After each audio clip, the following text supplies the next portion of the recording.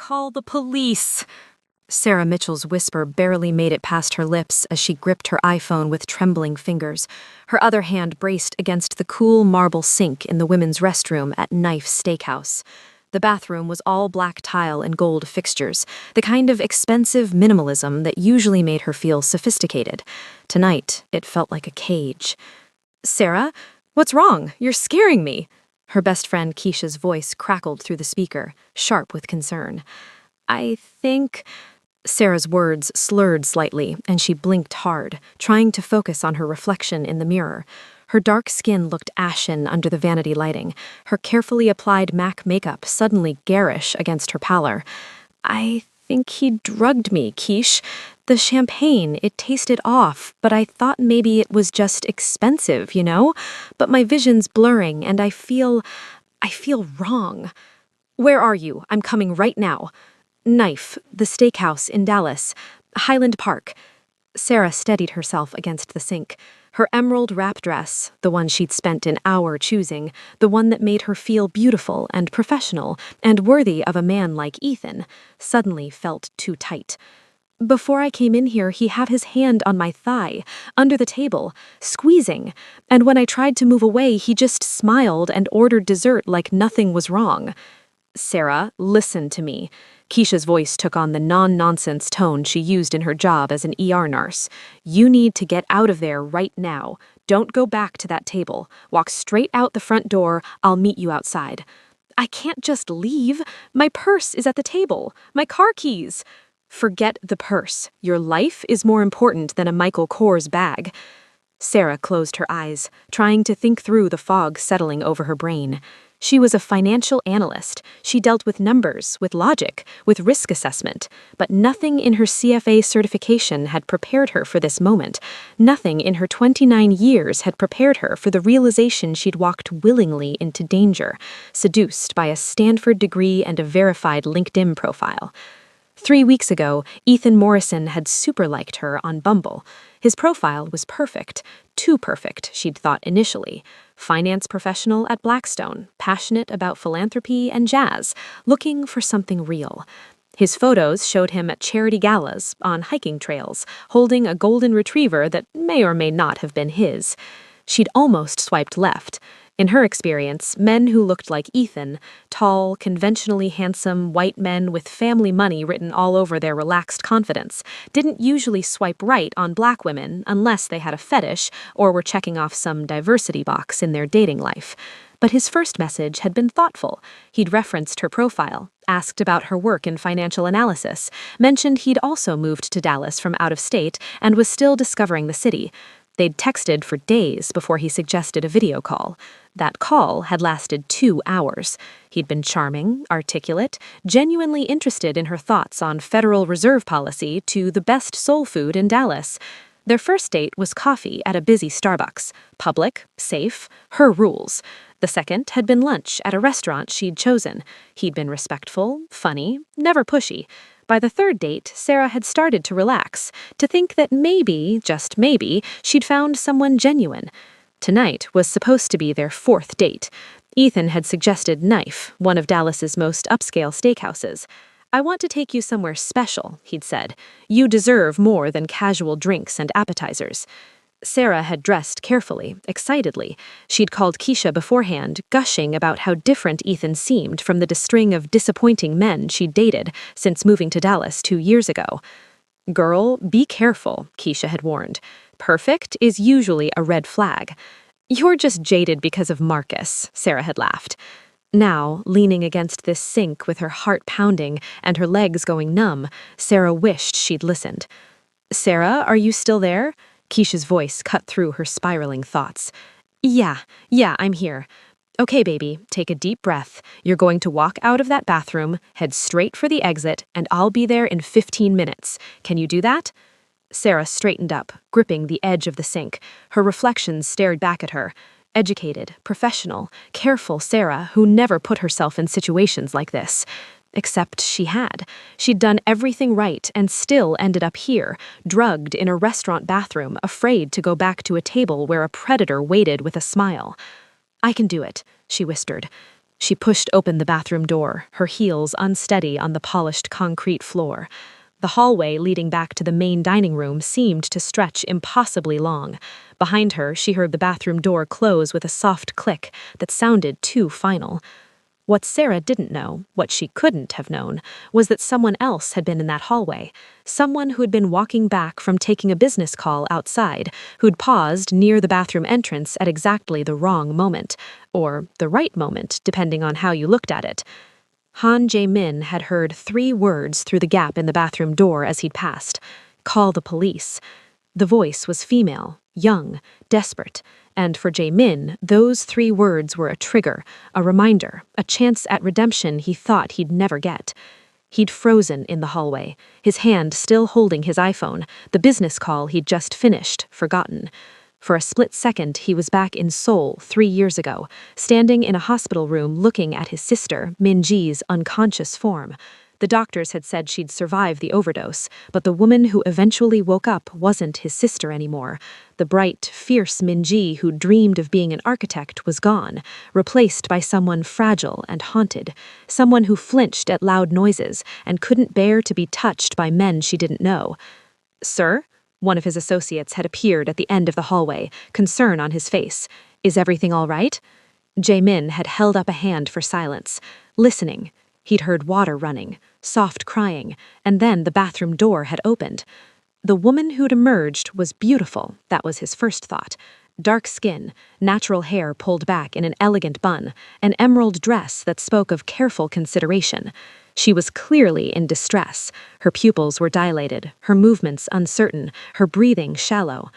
Jae-min had stepped back into the shadows of the hallway as he watched her make her way toward the main dining room. His eyes had tracked her path to a table near the center of the restaurant, where a white man in his early 30s sat checking his Rolex, a practiced smile on his face as he saw her approaching. Jae-min had seen that smile before. He'd seen it on the face of the man who drugged his sister. Confident, predatory, hiding behind a veneer of respectability. He'd walked back to his own table, a corner booth with a clear view of the entire restaurant, where 3 of his associates waited: Lee Min-ho, his head of security, Park Sung-jin, his logistics coordinator, and Kim Tae-young, his lawyer.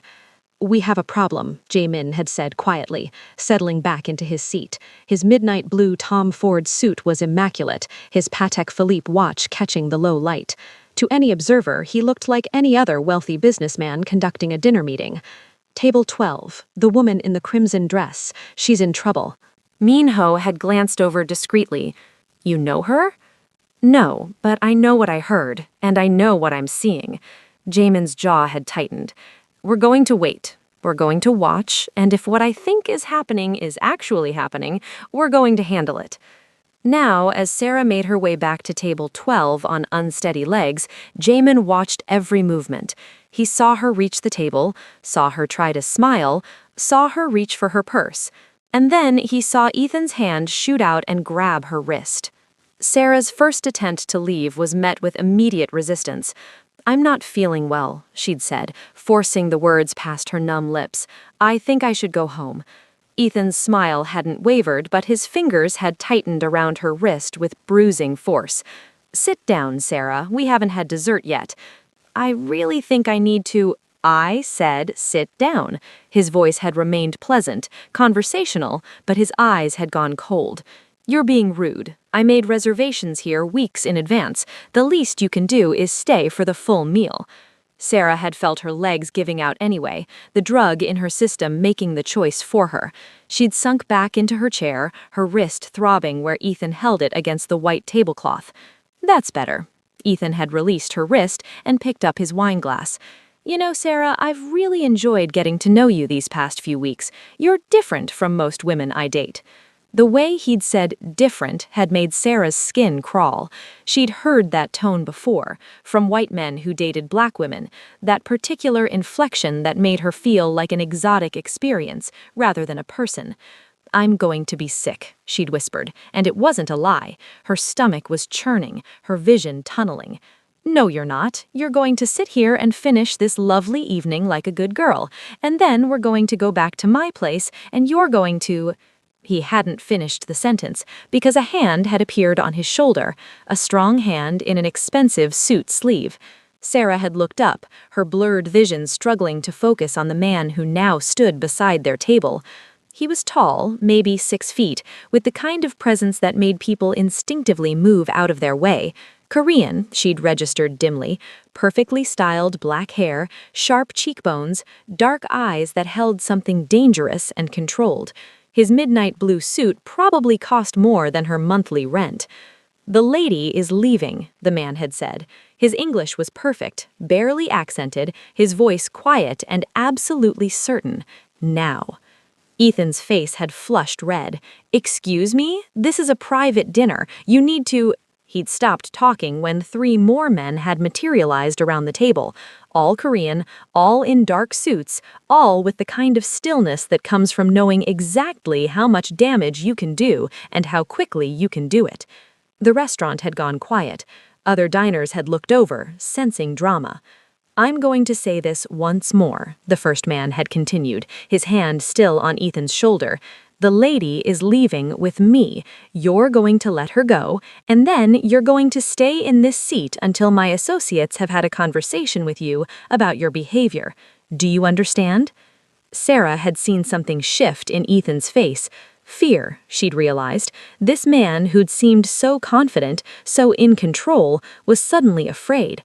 "I don't know who you think you are," Ethan had blustered, but his grip on Sarah's wrist had loosened. "My name is Han Jamin," the man had said quietly, "and you're going to want to remember it, Mr. Morrison, because if I ever hear about you doing this again to any woman, there won't be a conversation. There will be consequences you can't imagine." He'd looked at Sarah then, and his expression had softened fractionally. "Can you stand?" Sarah had tried, but her legs buckled. The room spun. Jamin moved with practiced efficiency. He'd caught her before she hit the floor, one arm around her waist, the other under her knees, lifting her as if she weighed nothing. "Call Parkland," he said to one of his associates. "I want to tell them we're coming in with a Rohypnol case. I want a private room ready and their best toxicologist standing by." The last thing Sarah had seen before her vision went completely dark was Ethan's face, pale, sweating, surrounded by men who looked like they'd perfected the art of making problems disappear. The first thing Sarah became aware of was beeping, steady, rhythmic, medical, then light, too bright, making her squeeze her eyes shut again, then sensation returning to her limbs in waves of pins and needles. "Easy," a voice said. "Female, professional. You're safe. You're at Parkland Hospital. Don't try to sit up yet." Sarah's eyes had fluttered open to find a nurse adjusting her IV. The woman was middle-aged, black, with kind eyes and box braids pulled back in a neat ponytail. "What?" Sarah's throat was dry, her voice barely a croak. "You were drugged, honey, Rapinol, but you're going to be okay. We've been flushing your system for the past few hours. Your friend Keisha has been called. She's on her way." Past few hours. Sarah tried to process that. The last thing she clearly remembered was Ethan's hand on her wrist, and then— "There was a man," she'd said. "Korean. He saved your life," the nurse had said simply. "Brought you straight here, called ahead so we were ready, even stayed to give a statement to the police about what he witnessed. That man knows his way around a medical emergency, I'll tell you that." "Where is he?" The nurse had gestured toward the corner of the private room, and Sarah had turned her head, slowly, because the world still felt unstable, to find Han Jamin sitting in a chair by the window. He'd looked exhausted. His Tom Ford suit jacket was draped over the back of the chair, his white dress shirt sleeves rolled up to his elbows, his tie loosened. But he'd been sitting upright, alert, his dark eyes fixed on her with an intensity that should have been unsettling, but somehow wasn't. "You stayed," Sarah had whispered. Jiamin stood, moving closer to her bed, but maintaining a respectful distance. "I wanted to make sure you were all right." Why? It was the question she shouldn't have asked, the question that made no sense when a stranger had just saved her from God knows what. But Sarah's brain was still foggy, still trying to piece together how she'd gone from a date to a hospital bed. Jamin had been quiet for a long moment. When he spoke, his voice carried a weight that suggested he was sharing something he didn't often talk about. 3 years ago, my sister Minji went on a date in Seoul. She was 24, brilliant, studying architecture at Seoul National University. The man she met online seemed perfect, educated, from a good family, all the right credentials. He'd paused, his jaw tightening. He drugged her drink at dinner. She managed to call me before she passed out. I was in a meeting with potential investors. I told her I'd call her back in an hour. Sarah's chest had constricted. By the time I got to the restaurant, she was gone. He'd taken her to a hotel. By the time I found her, Jamin's voice had remained steady, but Sarah could see the cost of that steadiness in his eyes. She'd tried to take her own life rather than endure what he was planning. She'd found pills in his bathroom, taken all of them. The doctors saved her, but she was in a coma for 2 weeks. When she woke, he'd trailed off, and Sarah understood what he couldn't say. When Minji woke, she wasn't the same person. She's alive, Jamin had continued quietly. She lives in a facility in Seoul where she can get the care she needs. Some days she knows who I am, some days she doesn't, but she's never been able to live independently again. The trauma, the brain damage from the overdose, it took everything from her. "I'm so sorry," Sarah had whispered, and she'd meant it. She'd recognized the guilt in his voice, the weight of what-ifs that probably kept him up at night. "When I heard you whisper, 'Call the police,' in that hallway," Jamin had said, meeting her eyes, I knew what was happening, and I wouldn't be too late again." The room had fallen silent, except for the steady beep of the heart monitor. Sarah had studied this stranger who'd saved her life, trying to reconcile the dangerous intensity she'd witnessed at the restaurant with the man standing before her now, vulnerable in his confession. "Thank you," she'd said finally. "I don't know what would have happened if you—" "You don't need to thank me," Jamin had interrupted gently. "You don't owe me anything. I'm just glad I was there." The nurse had cleared her throat. "I hate to interrupt, but the police are here. They need to take your statement, Miss Mitchell. Are you feeling up to it?" Sarah had nodded, even though the thought of reliving the evening made her want to disappear into the hospital sheets. Jamin had moved toward the door. "I'll give you privacy." "Wait," Sarah had said, surprising herself. Can you stay, please?" She'd seen something shift in his expression. Understanding, maybe, or recognition of what it meant for her to ask a man, any man, to stay after what just happened to her. "Of course," he said simply, returning to his chair by the window. The police interview had been brutal in its clinical efficiency. Detective Maria Santos, a woman in her 40s with sharp eyes and a kind but no-nonsense demeanor, had taken Sarah through every detail of the evening. What time had she arrived? What had she ordered? When had she first felt the effects of the drug? Had Ethan touched her inappropriately? Sarah had answered each question, feeling herself dissociate from the words even as she spoke them. This was happening to someone else. This couldn't be her life. "We've already spoken with Mr. Hahn," Detective Santos had said, glancing at Jamin. "His testimony corroborates everything you've told us. We've also detained Ethan Morrison for questioning. When we searched his apartment, with his consent, I should add, we found Rohypnol and several items of women's clothing and jewelry that don't appear to belong to anyone he's currently dating." Sarah's stomach had turned. "How many?"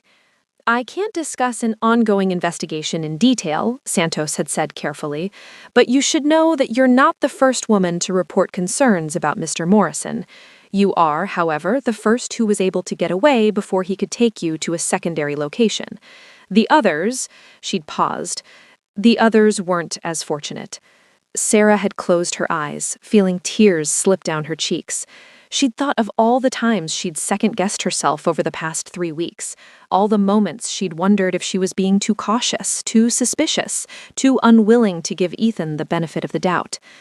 "Sarah," Detective Santos had said gently, "I need you to understand something. This is not your fault.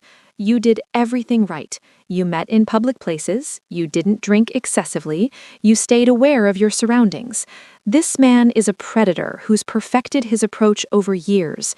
The only person responsible for what happened tonight is him. Intellectually, Sarah had known that was true. Emotionally, she'd still felt the weight of shame and self-blame settling over her like a blanket she couldn't shake off. After the detective had left, promising to be in touch with more questions, Sarah had been alone with Jamin again. The nurse had stepped out to check on other patients, leaving them in a silence that felt both comfortable and charged. "How do you do it?" Sarah had asked quietly. "How do you not blame yourself?" Jamin had understood immediately what she was asking. "I do blame myself," he'd said simply. "Every day. Every time I visit Minji and she doesn't recognize me, or when she does and I see the fear in her eyes. But my therapist, yes, I have a therapist," he'd added with a slight smile, "reminds me that blame is different from responsibility. I'm not responsible for what that man did to my sister. I am responsible for how I choose to live with it." "And how do you choose to live with it?" "By making sure it doesn't happen again when I have the power to stop it." His dark eyes had held hers. "By listening for whispered calls for help, by paying attention when something feels wrong, by not walking past when intervention is needed." Sarah had absorbed that, turning it over in her mind. "What do you do?" she'd asked. "For work, I mean. You said you were in a meeting, you called ahead to the hospital like you owned it. Those men with you, they weren't just friends." Jamin had leaned back in his chair, and for the first time, Sarah had seen him calculate what to tell her. Most men would have lied, she'd realized, would have given her some sanitized version of the truth. "I run an import-export business," he'd said carefully, "primarily between South Korea and the United States. My family started it 30 years ago in Seoul. I handle the American operations." "That's the official answer," Sarah had said. "What's the real one?" A slight smile had touched his lips. "You're perceptive. I'm a financial analyst. I'm trained to see what numbers don't add up, and something about tonight doesn't add up. The way those men appeared, the way Ethan reacted to your name, the way you knew exactly how to handle a medical emergency and get me a private room at one of Dallas's best hospitals within minutes." Jamin had been quiet for a moment, then nodded slowly. "You're right. The import-export business is legitimate, that part is true, but my family also facilitates other transactions, financial arrangements that exist in gray areas, political favors, protection services. We move money and goods for people who need things done quietly and efficiently." "You're telling me you're in the Mafia?" Voice was flat, disbelieving. "That's a very Western term for a very complex reality, but essentially, yes, though we prefer to think of ourselves as providing services that the legitimate economy can't or won't provide."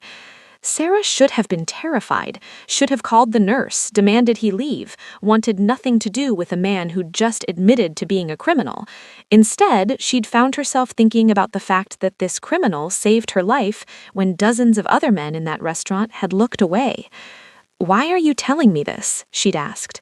"Because you asked, and because if you decide you want nothing to do with me after tonight, which would be entirely understandable, you deserve to make that decision with full information." Jamin had met her eyes steadily. "I won't lie to you, Sarah, not about who I am or what I do. Even though that might make you run?" "Especially then. You've had enough of men who lie tonight." And there it was. The thing that made Sarah's chest ache. This dangerous man who'd just admitted to criminal activity was offering her more honesty than the supposedly respectable man who'd tried to drug and assault her. Before Sarah could respond, the door had opened and Keisha had burst in, her nurse's scrubs still on from her shift, her box braids flying as she'd rushed to Sarah's bedside. "Oh my God, Sarah, I'm so sorry. I should have gotten there faster. I should have—" She'd stopped when she'd noticed Jamin rising from his chair. "Who are you?" "This is Han Jamin," Sarah had said quickly. "He's the one who got me out of the restaurant, brought me here." Keisha had studied Jamin with the suspicious eye of a best friend who'd seen Sarah hurt too many times, and then stayed for hours because I wanted to make sure she was safe, Jamin had said simply. Something in his tone must have satisfied Keisha because her posture had relaxed slightly. Thank you. Seriously, Sarah's told me what happened, or what she remembers of it. You saved her life. I was in the right place at the right time, Jamin had said. He'd looked at Sarah then, and she'd seen genuine concern in his eyes. I should go, let you rest and spend time with your friend. But before I do, he'd pulled out a business card from his wallet, setting it gently on the rolling table beside Sarah's bed. My number. No obligation, no expectation, but if you need anything, a statement for the police, someone to talk to who understands what you're going through, anything at all, please call. Sarah had picked up the card. Heavy stock, embossed lettering, Han Jamin, Import-Export Operations, a phone number, an email address, nothing flashy, nothing that screamed criminal enterprise. Thank you, she had said softly. Jamin had nodded, then turned to leave. At the door, he'd paused. What you did tonight, whispering for help even when your body was failing you, that was courage, Sarah. Don't let anyone, including yourself, tell you otherwise. And then he'd been gone, leaving Sarah alone with Keisha and a business card that felt like it weighed more than it should. Okay, Keisha had said, settling into the chair Jamin had vacated. Start from the beginning and tell me everything, because that man is fine as hell, clearly dangerous, and just looked at you like you're the most important person in the world, and I need to know how we got from a Bumble date with Ethan to a Korean Mafia boss carrying you out of a restaurant. Despite everything, the drugs still in her system, the trauma of the evening, the uncertainty of what came next, Sarah had found herself laughing, because trust Keisha to cut through to the heart of the matter. It's a long story, Sarah had said. Good thing I'm not going anywhere, Keisha had replied, settling in. The next 3 days passed in a blur of police statements, medical follow-ups, and the surreal experience of having her sexual assault kit processed while detectives pieced together the full scope of Ethan Morrison's crimes. Detective Santos had called on day 2 with an update. We've identified 4 other women who had experiences similar to yours with Mr. Morrison. 2 reported feeling drugged but managed to get away. 2 others? She paused. 2 others were assaulted. They never reported because Morrison convinced them they'd been drinking too much, that they'd consented, that it would be their word against his. Jesus.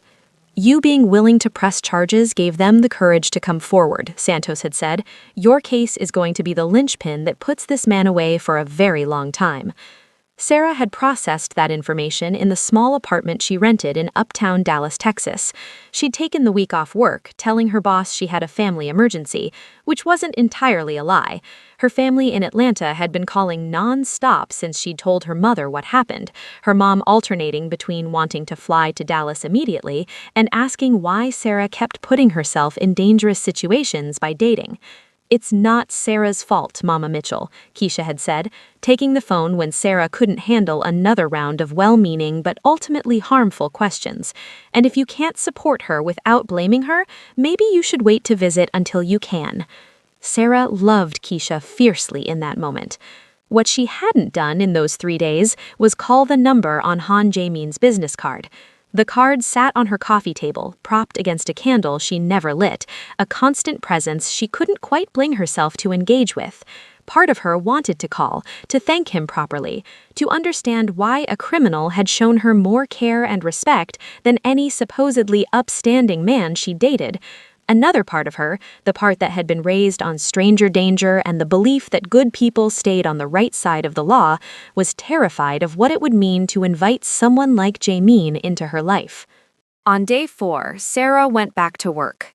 She was a senior analyst at Merit Financial, a mid-sized investment firm in downtown Dallas. Her cubicle was the same as she'd left it, dual monitors, a dying succulent Keisha had given her as a housewarming gift, a framed photo of her family from her college graduation. But she wasn't the same. Her colleagues had been briefed that she'd had a medical emergency, but didn't know the details.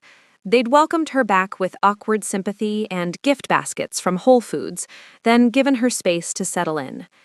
Sarah had tried to focus on the portfolio analysis she was supposed to be completing, but her concentration was shot. Every time a man walked past her cubicle, her body tensed. Every time someone touched her shoulder in greeting, she flinched.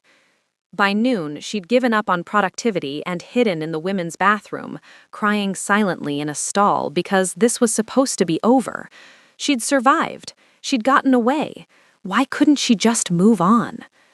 Her phone had buzzed with a text from Keisha. "How's the first day back?" Sarah had typed and deleted 3 responses before settling on, "Harder than expected." "Want me to bring lunch? I have a break at 1. "Yes, please." They'd met at Clyde Warren Park, a green space in the middle of downtown Dallas, where food trucks and office workers congregated. Keisha had brought Mediterranean food from their favorite truck, but Sarah had barely touched her chicken shawarma. "Talk to me," Keisha had said, setting down her falafel wrap.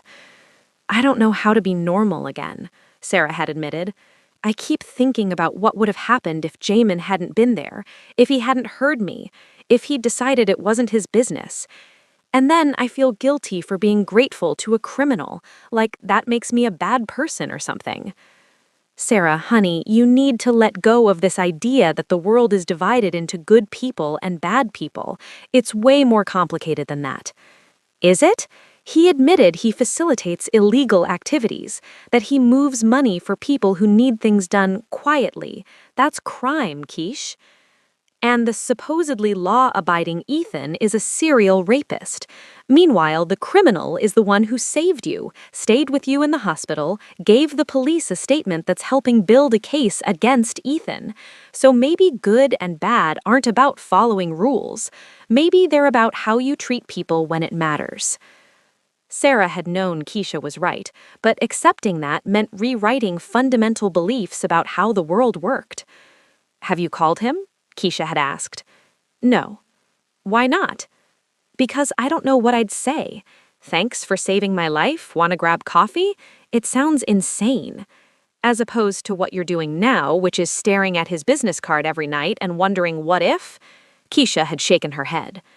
"Look, I'm not saying you need to date the man, but he offered to be someone you could talk to. Maybe take him up on that, because you need to talk to someone who gets it. And I'm sorry, babe, but I don't get it, not the way he does." Sarah had sat with that for a long moment, watching office workers on their lunch breaks, everyone going about their normal lives while hers felt permanently altered. That evening, alone in her apartment with a glass of wine she wasn't sure she should be drinking, Sarah had picked up Jamin's card. She'd typed out a text message 5 times, deleting it each time because nothing felt right. Finally, she'd settled on simplicity. "This is Sarah Mitchell from the restaurant. Are you free to talk?" She'd hit send before she could second-guess herself, then immediately panicked. What if he didn't remember her? What if he'd moved on? What if... Her phone had buzzed. "I was hoping you'd reach out. Is this a good time for a call, or would you prefer to text?" The consideration in that question, the fact that he was giving her control over how they communicated, had made something in Sarah's chest loosen. "A call is fine," she'd typed back. 30 seconds later, her phone rang. "Sarah." Jamin's voice had been exactly as she remembered, calm, certain, with an undercurrent of warmth. "How are you?" "Honestly, I don't know. Better than I was. Worse than I want to be." Sarah surprised herself with the honesty. "That sounds about right for 4 days out. Have you been able to work?" "I went back today. It was..." She'd trailed off, not sure how to describe the experience. "Overwhelming? Disorienting? Like you're supposed to be the same person, but nothing feels the same?" "Yes, exactly that." Minji described it as feeling like she was performing a role in a play, going through the motions of being herself while not feeling connected to any of it. Sarah had closed her eyes. "How long until that feeling goes away?" "I don't know if it completely goes away," Jamin had said carefully, "but it gets more manageable. You start to find moments where you feel like yourself again, and those moments get longer and more frequent." They'd talked for over an hour about trauma, about the criminal case building against Ethan, about the strange guilt that comes with surviving something others didn't. Jamin had shared more about Minji's recovery process, about his own therapy journey, about learning to live with the weight of what-ifs. "Can I ask you something?" Sarah had said eventually. Anything. Why did you really stay at the hospital? You'd already saved me. You'd already done more than most people would. You could have left once the doctors had me. Jamin had been quiet for a moment. Because I remember what it was like to wake up in a hospital after Minji's overdose. The disorientation, the fear, the feeling of being completely alone even though I was surrounded by medical staff. I didn't want you to wake up to that. So it was about your sister. Initially, yes, but also... He'd paused, seeming to choose his words carefully. You interested me, Sarah. The courage it took to whisper for help while drugged. The strength in your voice when you gave your statement to the police, even though you were clearly traumatized. I wanted to know more about the woman who could do that. Sarah's heart had started beating faster. That sounds like more than just making sure I was okay.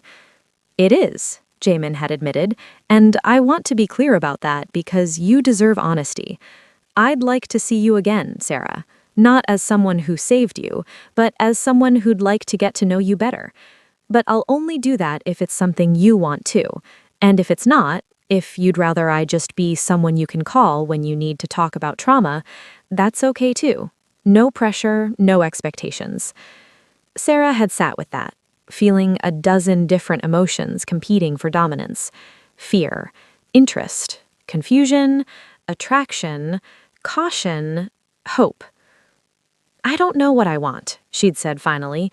I don't trust my judgment right now. I thought Ethan was perfect, and look how that turned out. Ethan was a practiced predator who'd spent years perfecting his approach. Your judgment isn't flawed because you believed a convincing liar. That's on him, not you. Everyone keeps saying that, but it doesn't feel true. It will, eventually. But until it does, you don't have to make any decisions about me or us or anything else. Take your time. Figure out what you need. I'll be here whenever you're ready, if you're ever ready. The lack of pressure in his voice, the genuine acceptance that she might never want to see him again, had paradoxically made Sarah want to see him more. What if I said I wanted to have coffee? Just coffee, in a public place, during the day. No expectations beyond that. Then I'd ask when and where, and I'd be there. Sarah had smiled for the first time in days. Saturday, 2 p.m. There's a coffee shop called Murray Street in downtown Dallas. Do you know it? I'll find it. Jamin? Yes? Thank you for everything, but especially for this, for giving me the choice. Always, Sarah. You always get the choice. Saturday arrived with the kind of perfect spring weather that made Dallas bearable. 75 degrees, low humidity, a slight breeze that carried the scent of blooming magnolias. Sarah had changed her outfit 3 times before settling on jeans, a white blouse, and a denim jacket. Casual, not trying too hard. Definitely not a date. Except her racing heart suggested otherwise. Murray Street coffee was a local favorite, all exposed brick and industrial lighting, with excellent espresso, and the kind of eclectic crowd that made it easy to blend in. Sarah had arrived 15 minutes early, claimed a table near the window, and ordered a latte she had no intention of drinking due to her nervous stomach. Jamin had walked in at exactly 2 p.m., and Sarah's breath had caught. He'd dressed down from the Tom Ford suit she'd seen him in before. Dark jeans, a black Henley, a leather jacket that probably cost more than her monthly car payment. But it was his face that held her attention. In the hospital, exhausted and worried, he'd still been handsome. In daylight, relaxed and smiling slightly as he spotted her, he was devastating. "Sarah?" he'd said, approaching her table. "Thank you for meeting me." "Thank you for coming." She gestured to the seat across from her. "I ordered you a coffee, but I didn't know what you liked, so it's just black. I can get you something else if... Black is perfect." He'd settled into the chair with easy grace, his dark eyes studying her face. "How are you? Really?" "Better, worse, both." Sarah had wrapped her hands around her latte mug. "The police called yesterday. They're charging Ethan with 4 counts of sexual assault, 6 counts of possession of a controlled substance with intent to distribute, and a bunch of other things I didn't fully understand. Detective Santos said it's likely he'll take a plea deal to avoid trial. How do you feel about that? I don't know. Part of me wants him to go to trial so everyone can see what he is, but another part of me just wants it to be over. Sarah had met Jamin's eyes. Detective Santos also said your statement was crucial, that without a witness like you, someone with no connection to me or Ethan, the defense would have tried to claim it was all a misunderstanding. I told them what I saw, what I heard. You did more than that. You stayed, you made sure I got help, you gave the police everything they needed to build a case. Sarah had set down her mug. Why? And don't say it was because of your sister. I understand that's part of it, but I don't think it's all of it. Jamin had leaned back in his chair, considering. In my line of work, I see a lot of people looking the other way. It's safer, cleaner, less complicated, and I've done it myself more times than I'd like to admit. But that night, when I heard you whisper for help, he'd paused. I couldn't be that person again, the person who prioritizes their meeting over someone's life, the person who tells themselves it's not their problem. I had to be better than that.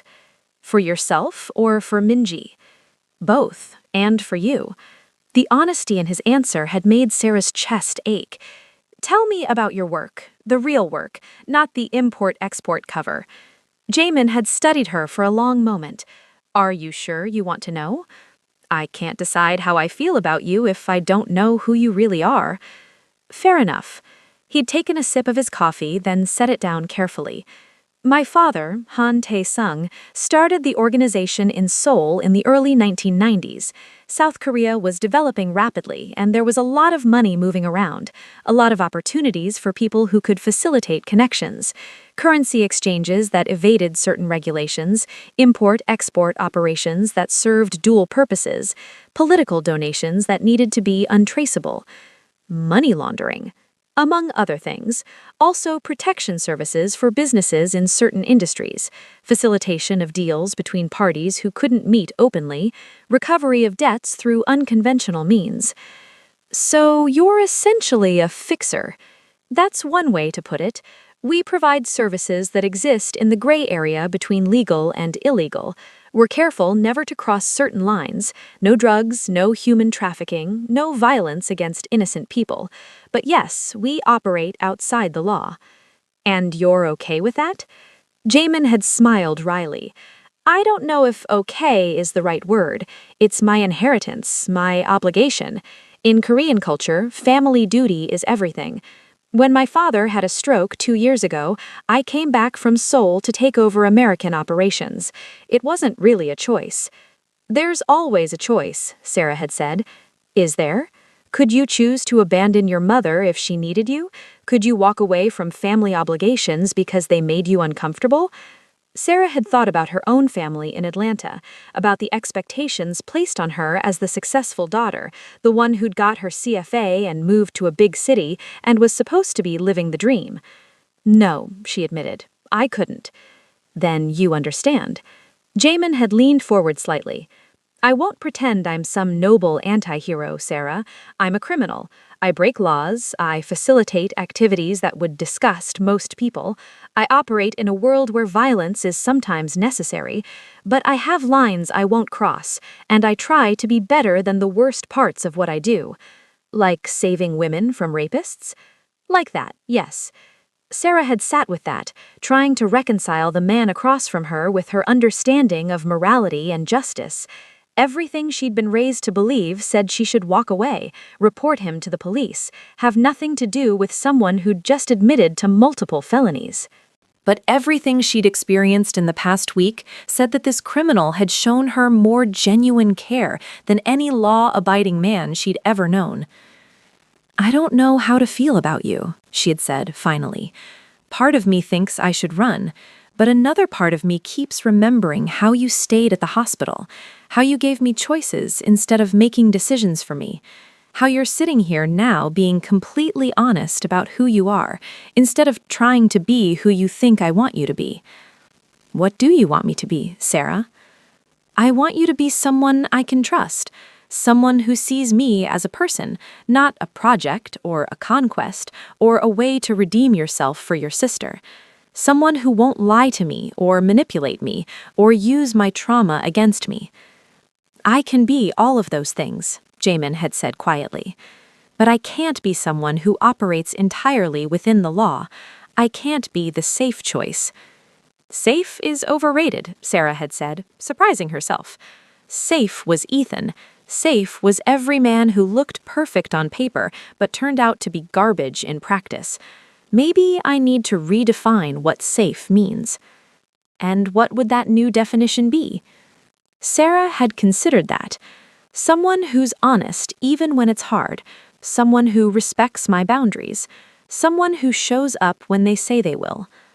I can do all of that, Jamin had said, if you're willing to give me the chance. They'd talked for 4 more hours, long after their coffee had gone cold, about Sarah's work in finance, about her family in Atlanta, about her dreams of eventually starting her own consulting firm, about Jamin's life in Seoul, about the complexity of running a criminal organization while trying to maintain some moral compass, about his hope that one day Minji might recover enough to recognize him consistently. When they'd finally left the coffee shop, the sun had been setting, painting the Dallas skyline in shades of orange and pink. "Can I see you again?" Jamin had asked as they'd stood on the sidewalk outside. Sarah had wanted to say yes immediately. Instead, she'd taken a breath and chosen honesty. "I'm scared. Of you, of this, of making another mistake." "That's smart. You should be scared. I'm not an easy person to be with, Sarah. My life is complicated and sometimes dangerous. Being with me would mean accepting things most people would find unacceptable. But I think you're worth the complexity, and I hope you'll eventually think I'm worth the risk." Sarah had looked up at him, this dangerous, honest, complicated man who'd saved her life and was now asking for a chance to be part of it. "One more coffee," she'd said. "Next week, same time, same place. If we still feel like this is something worth exploring, we'll go from there." Jamin had smiled, and it had transformed his face from handsome to absolutely beautiful. "I'll be here." As Sarah walked to her car, her phone had buzzed with a text from Keisha. "How'd it go?" She'd typed back, "I think I might be falling for a criminal." Keisha's response had been immediate. "As long as he treats you better than the lawyer, the banker, and the consultant combined, I'm team criminal all the way." Sarah had laughed, and it had felt like healing. The second coffee date had turned into dinner. Dinner had turned into a walk through the Dallas Arboretum. The walk had turned into weekend brunches and late-night phone calls, and the slow, careful building of something that felt both terrifying and inevitable. 6 weeks after the night at Knife Steakhouse, Sarah and Jamin had fallen into a rhythm. He'd text her good morning every day, not with memes or emojis, but with actual thoughts. Sometimes it was a quote from something he was reading, sometimes it was a question about her work, sometimes it was just thinking of you. He'd never once pushed for physical intimacy. Their dates ended with careful hugs, with his hands staying respectfully on her back, with him always asking, "Is this okay?" before even the smallest touch. Sarah appreciated that more than she could express, because the truth was, she was still healing, still having moments where a man walking too close behind her on the street made her heart race. Still waking up from nightmares where Ethan's hand was on her wrist and no one was coming to help. Jamin understood without her having to explain. "Trauma has its own timeline," he'd said one evening when she'd apologized for flinching when he'd reached for her hand. We'd been sitting in his car outside her apartment building after dinner at a Thai restaurant she loved. The Dallas skyline glittered through the windshield, all light and possibility. "How do you know so much about this?" Sarah had asked. "Therapy. Lots of therapy. After Minji's suicide attempt, I fell apart, started drinking too much, picking fights, making reckless decisions. My father staged an intervention, told me I could either get help or he'd remove me from the business entirely. So I found a therapist in Seoul who specialized in trauma and guilt. Spent 3 years unpacking everything." "And it helped?" It helped me understand that feeling guilty and being responsible are different things. It helped me learn to live with what happened instead of being consumed by it. He'd turned to look at her, and it helped me recognize when someone needs space versus when they need support. Which do I need right now? Only you can answer that, Sarah. She'd sat with that question, feeling the familiar weight of expectations, both her own and others. With every other man she dated, there had been pressure by this point. Pressure to sleep together, to define the relationship, to move faster than she was ready for. Jaemin just waited, his dark eyes patient. "I need honesty," Sarah had said finally. "I need to know what you want from this, from me. I want to build something real with you. Not fast, not performative, but genuine. I want to be someone you can trust, someone who shows up consistently, someone who sees all of you, including the parts that are still healing and doesn't run. And the physical stuff? We move at whatever pace you need. If that's never, I'll adjust. If it's tomorrow, I'll be there. But you set the speed, Sarah. Always." The amount of control he was giving her, the way he kept returning power to her hands, made Sarah's eyes sting with tears. "I'm not usually like this," she'd said. "Before Ethan, I was confident. I didn't second-guess every decision. I knew who I was." "You still know who you are," Jaemin had said gently. "You're just learning to be that person in a world that's shown you it can be cruel. That takes time." Sarah had leaned across the center console, moving slowly enough that Jaemin could have pulled back if he'd wanted to. Instead, he'd stayed perfectly still, letting her come to him. She'd kissed him, soft, careful, testing. He'd kissed her back with the same gentleness, his hand coming up to cup her face with such tenderness that Sarah had felt something inside her chest crack open. When they'd pulled apart, Jaemin had rested his forehead against hers. "Thank you," he'd whispered. "For what?" "For trusting me with that. For letting me be here for this." Sarah realized that was the difference. Every other man had taken. Jaemin waited to receive. And somehow, that made all the difference.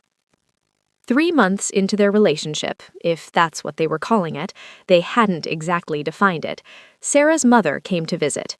Patricia Mitchell was a force of nature, 56 years old, a retired teacher from Atlanta with opinions about everything and a tendency to say exactly what she thought regardless of who it might offend. Sarah loved her mother fiercely. She also found her exhausting. "So you're dating a Korean man now? Is this a rebound thing from that Ethan situation?"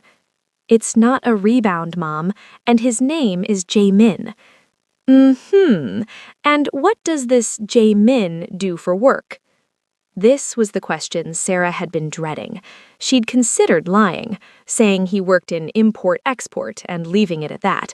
But Jaemin had been unfailingly honest with her. Didn't she owe him the same? "I'm telling you, I'm dating someone who's been more honest and respectful than any supposedly law-abiding man I've ever known." "Sarah Michelle Mitchell, have you lost your mind? First, you nearly get assaulted by that white boy, and now you're dating a gangster?" "Mom, what would your father say?" That was a low blow, and they both knew it. Sarah's father had died 5 years ago, sudden heart attack at 53. He'd been her biggest supporter, the parent who'd encouraged her to pursue finance, even when her mother had pushed for teaching or nursing. "Daddy would say that character matters more than occupation," Sarah had said quietly. "He would ask if Jaemin treats me well, if he respects me, if he makes me feel safe and valued. And the answer to all of those is yes." "Safe? You just told me he's a criminal." "He saved my life, Mom. When Ethan drugged me, when no one else in that restaurant did anything, Jaemin intervened. He stayed with me at the hospital. He gave the police the statement that's putting Ethan away. He's the reason I'm okay." Patricia had absorbed that, her face softening slightly. I know, baby, you told me that on the phone, and I'm grateful to him for that. But being grateful doesn't mean you need to date the man. What if I'm not dating him because I'm grateful? What if I'm dating him because he's kind and thoughtful and honest? Because he makes me laugh? Because he's never once made me feel like I'm too much or not enough? What does he know about our culture, about what it means to be a black woman in America? More than you'd think, Sarah had said. He listens when I talk about the microaggressions at work. He asked me to explain why I do my hair a certain way for client meetings. He noticed when I code switched on a phone call and asked about it afterward, not in a judgy way, but because he wanted to understand. Patricia had sat down on the guest bed, looking suddenly tired. I just worry about you, Sarah Bear. You've been through so much these past few months. I don't want you jumping into something complicated because you were trauma bonded or confused. I'm not confused, Mom. I'm choosing someone who sees me, all of me, who doesn't run when things get hard, who respects my boundaries and my timeline. Sarah had sat down next to her mother. I know it's not what you expected, but I need you to trust that I know what I'm doing. Can I at least meet him? Form my own opinion? Sarah had smiled. I was hoping you'd ask. He wants to meet you too, says it's important to him that the people I love know who he is. They'd arranged dinner for the following evening at Yao Fuzi Cuisine, a Chinese restaurant Patricia had wanted to try. Jamin had arrived 15 minutes early, which Sarah had learned was his habit. He was never late, viewing punctuality as a form of respect. He'd dressed carefully in slacks and a button-down shirt, still expensive but not flashy. And when Patricia had arrived, he'd stood, bowed slightly in a gesture that honored both Korean and Southern manners, and said, "Mrs. Mitchell, it's an honor to finally meet you. Sarah speaks of you often." Patricia had been charmed despite herself. Sarah could see it in the way her mother's posture relaxed, in the slight smile that touched her lips. Dinner had been a revelation. Jamin had asked Patricia about her teaching career, about growing up in Atlanta, about raising Sarah as a single mother after Sarah's father had died. He'd listened with genuine interest, asked follow-up questions, remembered details Sarah had mentioned in passing. When Patricia had asked, delicately, about his business, Jamin hadn't flinched. I won't lie to you, Mrs. Mitchell. I operate outside the law in ways that would make most people uncomfortable. My family business facilitates financial arrangements and services that exist in gray areas. But I have boundaries I won't cross, and I work every day to be better than the worst parts of what I do. And you think that's good enough for my daughter? No, Jamin said simply. I don't think anyone is good enough for Sarah, but I think I can work every day to try to be worthy of her, to show up for her, to respect her, to support her healing while building something genuine with her. Patricia had studied him for a long moment. Sarah tells me you saved her life. I was in the right place at the right time. That's what Sarah said you'd say. She also told me about your sister. I'm sorry for what happened to her. Thank you. Jamin's expression showed genuine pain. What happened to Minji is why I'll spend the rest of my life making sure no woman suffers the same fate if I can prevent it. It's why I noticed Sarah in distress that night, why I listened when she whispered for help, why I won't ever look the other way again. By the end of dinner, Patricia had been won over. Not completely, Sarah could tell her mother still had reservations, but enough to give them her blessing. He's different than I expected, Patricia had said later that night when they were alone in Sarah's apartment. Respectful, thoughtful. The way he looks at you, she'd shaken her head. Your father used to look at me like that, like I was the most important person in the world. He makes me feel seen, Mom, in a way I've never felt before. Just promise you'll be careful, baby. His world is dangerous. I know, but so is dating supposedly upstanding men who drug women. At least Jamin is honest about who he is. Patricia had hugged her daughter tight. Your father would have liked him, I think, would have respected a man who keeps his word and shows up when it matters. Sarah had felt tears prick her eyes. Do you think so? I know so. 6 months into their relationship, because by now they were definitely calling it that, Sarah met Jamin's associates. She'd known about them in abstract terms, the men who'd appeared at the restaurant that night, the security team that handled situations, the network of people who made Jamin's business operations possible. But she'd never met them formally until Jamin had invited her to dinner at his house in Preston Hollow, one of Dallas's most exclusive neighborhoods. His home was exactly what Sarah had expected: modern, expensive, with floor-to-ceiling windows and art that probably cost more than her annual salary. But it was also unexpectedly warm, with Korean pottery displayed on shelves and photos of his family scattered throughout. "That's Minji," he'd said, gesturing to a photo of a young woman with his same dark eyes and a brilliant smile.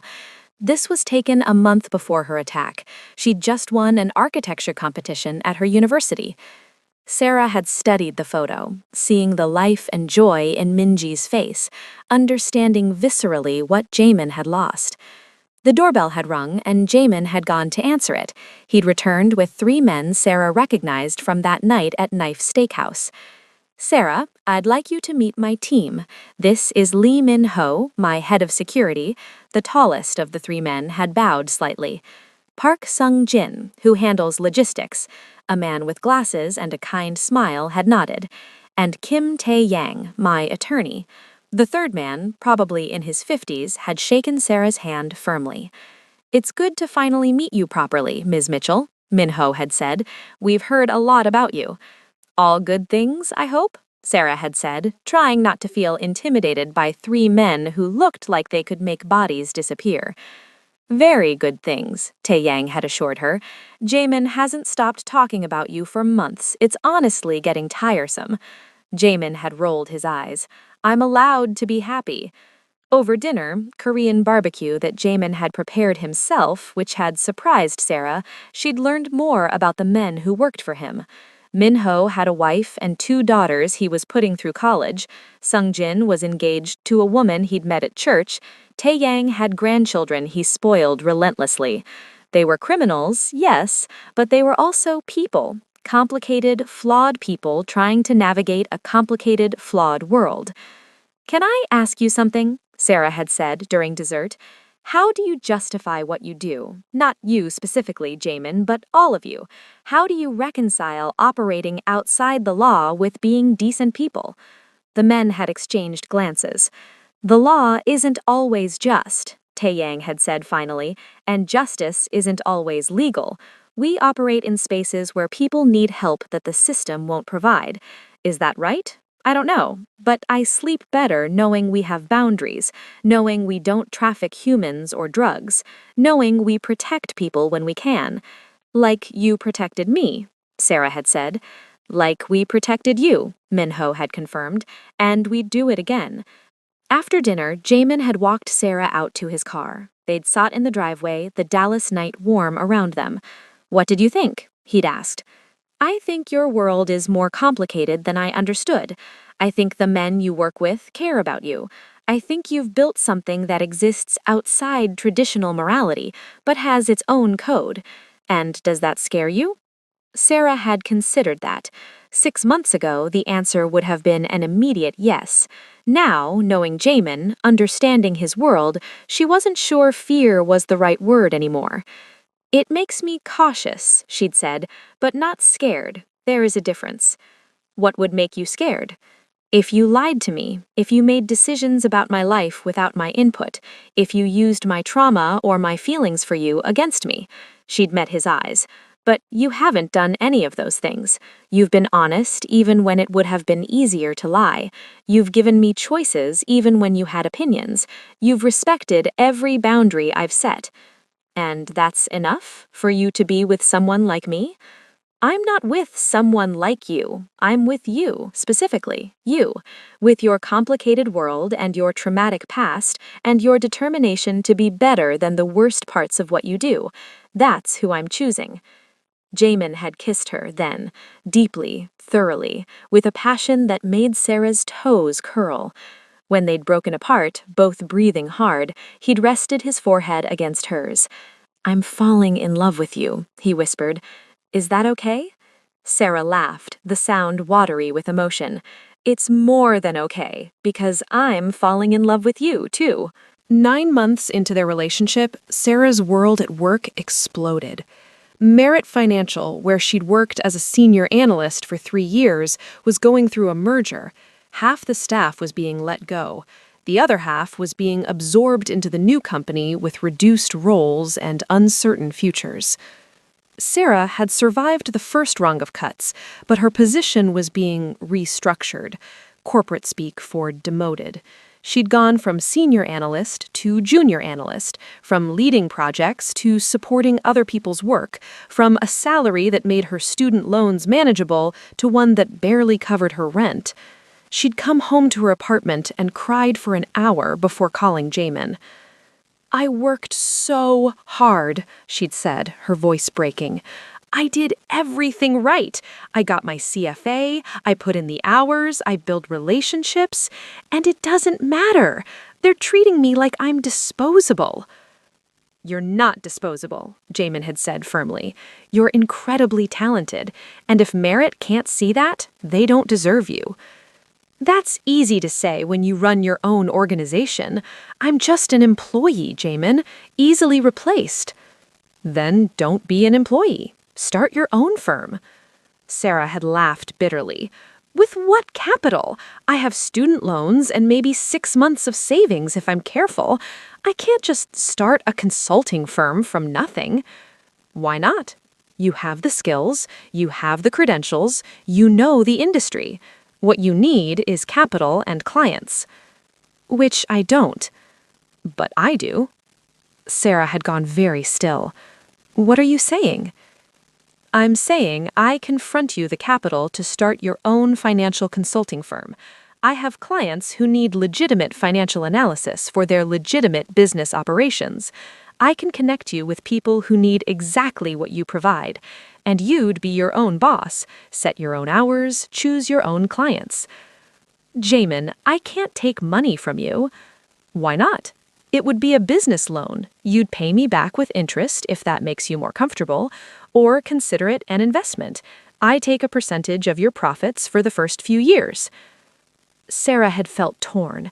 The practical part of her, the part that had put herself through graduate school and managed her finances carefully, recoiled from the idea of being financially indebted to her boyfriend. But another part of her, the part that was tired of being undervalued and overlooked, whispered that this could be her chance. I need to think about it, she'd said. Take all the time you need. But Sarah, you're brilliant at what you do. Don't let anyone, including yourself, convince you otherwise. Over the next week, Sarah ran the numbers, had researched what it would take to start a consulting firm, had reached out to former colleagues and clients to gauge interest. The answer had been overwhelming. People wanted to work with her, valued her analysis, would pay her rates that were double what she'd been making at Merit. She'd called Jamin on a Friday night. Okay, she'd said, let's do this. But I want a formal business loan with a contract and interest rates and everything proper. I won't mix our relationship with business.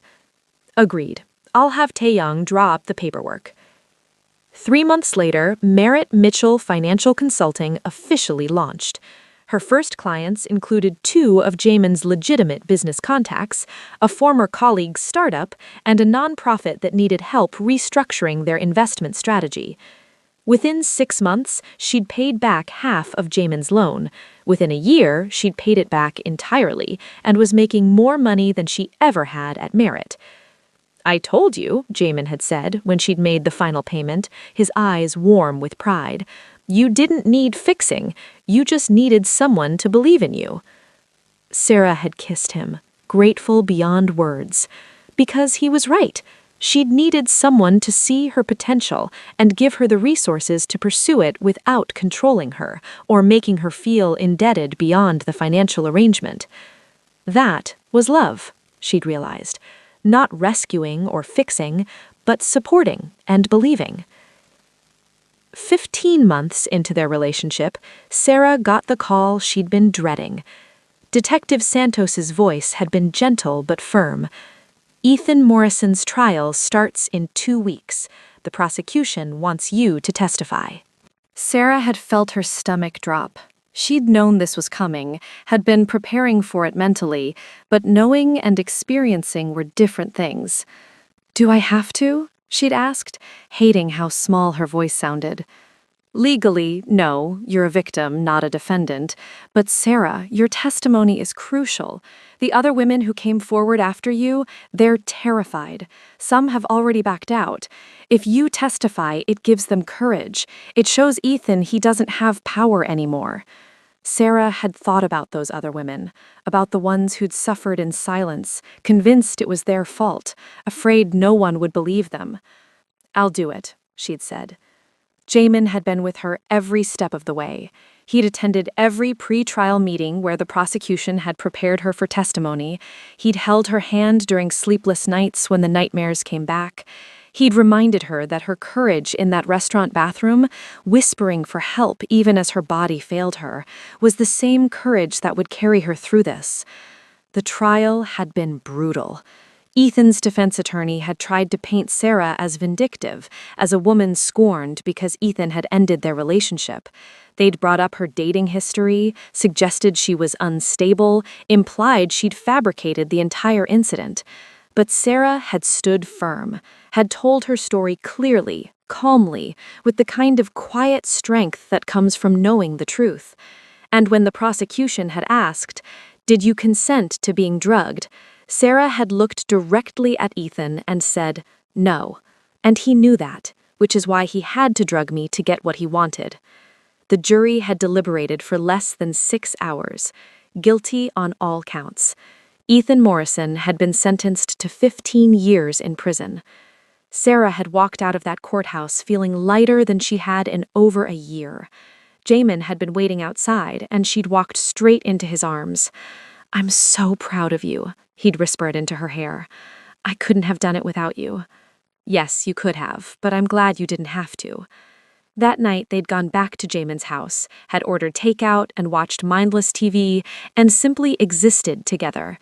And when Sarah had led Jamin to his bedroom, when she'd kissed him with an urgency that came from finally feeling free, he'd pulled back. "Are you sure?" he'd asked. "We don't have to." "I'm sure," Sarah had said. "I'm choosing this, choosing you, choosing us." They'd made love slowly, carefully, with Jamin checking in constantly to make sure Sarah was okay.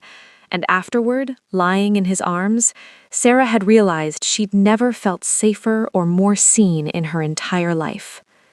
2 years into their relationship, Jamin took Sarah to Seoul. They'd flown first class, and Sarah had marveled at Jamin's ease with international travel. He'd switched seamlessly between English and Korean, had navigated Incheon Airport like he'd done it 1,000 times, which he probably had. Seoul had been overwhelming in the best way. The energy, the lights, the mix of ancient and modern. Jamin had shown her his childhood neighborhood, had taken her to restaurants his mother used to love, had introduced her to relatives who'd welcomed her with warmth despite the language barrier. And on their 3rd day, he'd taken her to meet Minji. The facility where she lived was beautiful, more like a resort than a hospital, with gardens and art therapy rooms, and staff who clearly cared about their residents. Minji's room had been filled with light, overlooking a courtyard with cherry trees. She'd been sitting by the window when they arrived, a slight woman with Jamin's dark eyes and graying hair, despite being only 27. "Minji-ya?" Jamin had said softly, approaching his sister carefully. "It's Jamin. I brought someone to meet you." Minji looked up, and for a moment her eyes had been completely blank. Then something had shifted, and she smiled. "Oppa," she'd said, the Korean word for older brother. "You came." "I always come," Jamin had said, his voice thick with emotion. He'd gestured to Sarah. "This is Sarah. She's very important to me. I wanted you to meet her." Minji had studied Sarah with those dark, searching eyes. "You're American." "I am," Sarah confirmed. "My brother saved you," Minji had said, with the odd clarity that sometimes came through her confusion. "Like he couldn't save me." Sarah's breath had caught. "I'm so sorry." Don't be sorry for me. Be careful for you. Minji had reached out and taken Sarah's hand. Men like the one who hurt me are good at pretending. My brother is good at seeing through pretending now. Trust that. Sarah had felt tears slip down her cheeks. I do trust him. Good. Minji had smiled again. Then her attention had drifted back to the window, the moment of lucidity passing. They'd stayed for an hour, with Jamin talking to his sister about mundane things, the weather, the garden, a new art class she was taking. Minji had responded sometimes, drifted other times, but the love between siblings had been palpable. When they'd left, Jamin had been quiet. Sarah had taken his hand as they'd walked through the facility gardens. Thank you for sharing that with me, she'd said. Thank you for coming, for not being scared of her, of what she represents. She represents survival, Sarah had said firmly, and love, and the reason you're the man you are.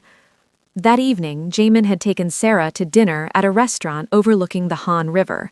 They'd had a private room with floor-to-ceiling windows, the Seoul skyline glittering like stars. After dinner, Jamin had reached into his jacket pocket and pulled out a small velvet box. Sarah's heart had stopped. Before you panic, Jamin had said with a slight smile, I need to say something. 2 years ago, I heard a woman whisper for help in a restaurant hallway. I intervened because of guilt, because of my sister, because I couldn't be too late again. But what I found was so much more than a moment of redemption. I found a woman who taught me that strength isn't about never being afraid. It's about being terrified and choosing courage anyway. He'd opened the box, revealing a simple platinum band with a single diamond. I found a woman who rebuilt her life after trauma, who started her own business from nothing, who faced her attacker in court and won, who flew halfway around the world to meet my broken sister and saw only her humanity. Sarah's hands had started shaking. I'm not asking you to marry me, Jamin had said, continuing. Not yet. But I'm asking if you'll let me spend my life proving I'm worthy of you. If you'll let me be your partner, your supporter, your safe place. If you'll let me love you for as long as you'll have me. That sounds a lot like a proposal, Sarah had said, laughing through tears. It's a pre-proposal, an intention, a promise. Jamin had taken the ring from the box. Will you wear this as a symbol of what we're building, with the understanding that when I do officially propose, you have complete freedom to say no? You're giving me an out before you've even asked the question? I'm giving you a choice. Always, Sarah. You always get the choice. And there it was. The thing that made this man different from every other, the thing that made her trust him despite his criminal world, despite the danger, despite everything logical that said she should run. He gave her power over her own life. Yes, Sarah had said, holding out her hand. Yes to the promise. Yes to the partnership. Yes to building something real with you. Jamin had slipped the ring onto her finger, and it had fit perfectly.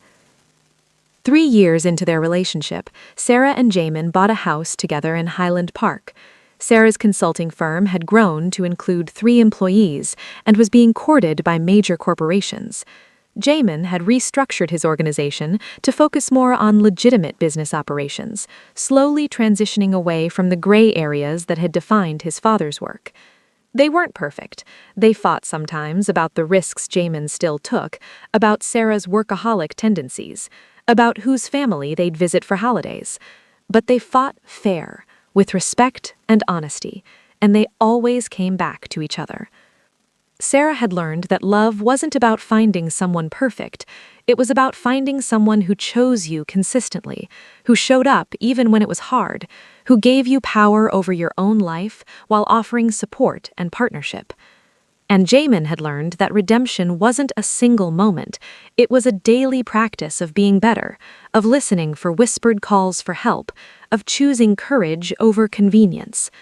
4 years into their relationship, on the anniversary of the night they'd met, Jamin took Sarah back to Knife Steakhouse. They'd requested the same table where she'd sat with Ethan, not to relive trauma, but to reclaim the space, to prove that places where bad things happened could also hold new, beautiful memories. Over dinner, Jamin had taken Sarah's hand. 4 years ago, I heard you whisper, "Call the police," through a bathroom door. I want you to know that I hear every whisper now. Every time you need me, every time you're scared, every time you just want someone to listen. I hear you, Sarah. Always. Sarah smiled, tears gathering in her eyes. And I see you, Jamin, not the criminal or the businessman or the man trying to redeem himself for his sister, just you, the man who stayed, the man who gave me choices, the man who loves me without trying to fix me. Is that enough? Just me? He asked softly. It's everything, Sarah said. They finished dinner, walked out of the restaurant hand in hand, and drove home to the life they'd built together, a life that started with a whispered plea for help and became something neither of them could have imagined. Because sometimes the most dangerous choice, trusting a stranger, accepting help from a criminal, building love in the aftermath of trauma, is also the safest one. Sometimes the person who saves you isn't who you expected. And sometimes, falling in love means choosing truth over safety, honesty over comfort, and the complicated, flawed, beautiful reality of two people deciding every day to show up for each other. Sarah had whispered, "Call the police," in a moment of desperation. But what she'd found was so much more than rescue. She'd found partnership, respect, real, complicated, honest love. And in the end, that was the best kind of saving, the kind where you save each other.